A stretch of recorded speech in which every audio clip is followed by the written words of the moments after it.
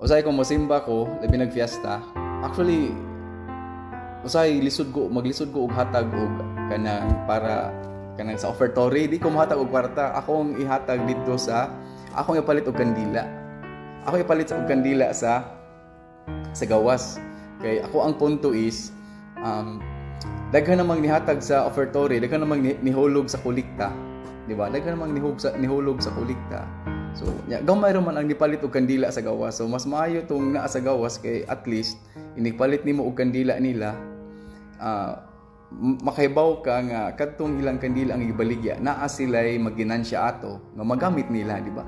So, wala mo tagingon. Ang kanang diha sa simbahan, daghan naman kaayo ang nitagak sa kanang kolekta, di ba? So mao na ako ang asawa nga di man kamo tagak sa kolekta. Fiesta bi aron ako sin. Adto ta mo palit og kandila sa gawas kay mas may pay sa kandila sa gawas kay ang ginansya dito nila, di ba? Malipay pa sila. So kung kamo diha, i-try ninyo, di ba? I-try ko na ninyo kung mo attend mo fiesta. Wala ko mag-ingon ayo mo tagak sa kolekta. Kung ano mo kanang kung magtagag kani mo tagak mo og ginagamay lang sa kolekta kay daghan naman kay mga tawo nga nitagak sa kolekta diha. Ya, nasa ba mga sila mga sponsors ba ya? Unya dakuan ninyo og palit og kandila. Usahay man gud ato pag ni mabali. Di ba? Mabali man gyud nato nga usahay. Dako atong itagak sa kolekta apan inigpalit nato kandila piso ra, piso, 2, 5, di ba? Unya di ba? Mas nindot kung imong ipalit sa kandila o sa gatos unya imong itagak sa kolekta 20 ra, diba? Pwede man ingana, di ba? Kay sure pa ka nga kanang sa gatos basin og 50 ana ilang ginansya o di ba nakatabang ka og 50, nakahalad pa ka, nakadagkot pa ka sa kandila, naka-offer pa ka og prayers para sa imong intention, nakatabang pa ka sa uban, di ba? Nakahatag pa ka sa uban og kanang kalipay diin na nalipay sila tungod kay nana sila ginansya nga 50. So ingana na siya, di ba?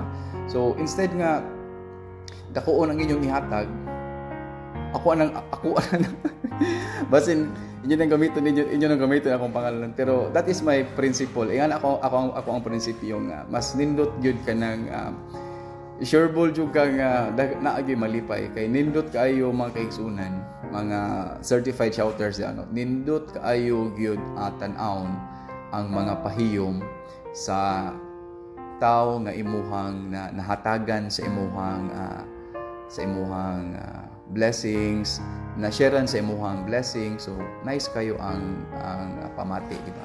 Tanan guys, matud pas panultihon, walay kabos nga dili makahatag ug wala poy adunahan nga wala manginahanglan. So siya tayo butang permis tong unahon.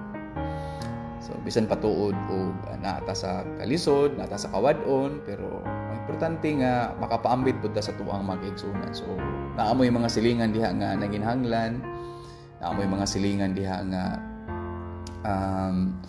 walay kaon diha o walay gibutang diha silang lamisa. So we will extend our help to them. So ato silang hatagan og ato silang paambitan sa tuang mga grasya. Bahalag walay balos kay ang Ginoo dili man na magtan-aw sa imuhang balos, di ba? So bahalag wala sila'y dili sila katag nimo in return. Ang importante nga gikan sa imong kasing-kasing ang imong paghatag unya, nalipay ka nga nakapalipay ka og mga kaigsuonan nimo nga nanginahanglan. So